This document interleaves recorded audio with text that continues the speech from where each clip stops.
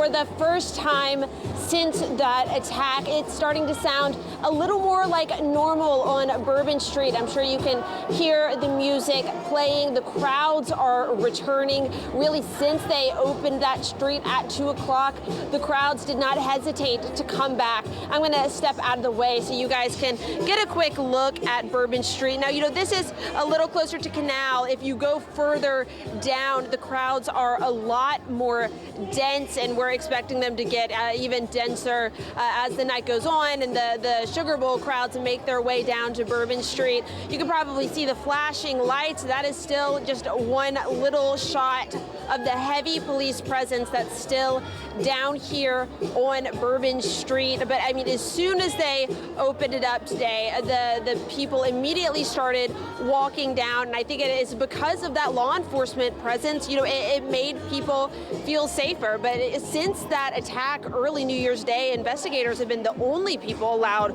on Bourbon Street. So it is encouraging to see it starting, you know, to look a little more like normal. And of course, there are mixed emotions about this reopening.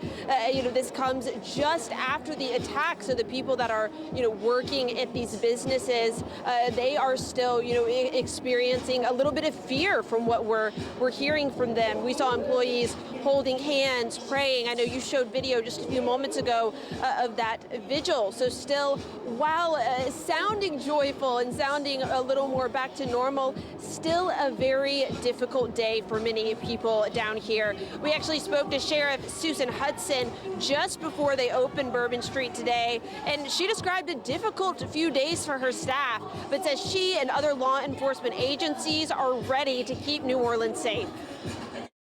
People said veterans who've been here for years are like, I've never seen anything like that. Community, it's about our visitors, it's about us.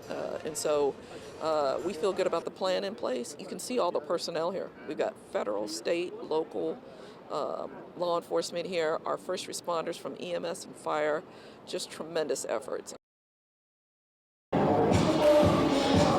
And of course, we're so grateful to our law enforcement out here doing a very important job during a very difficult time.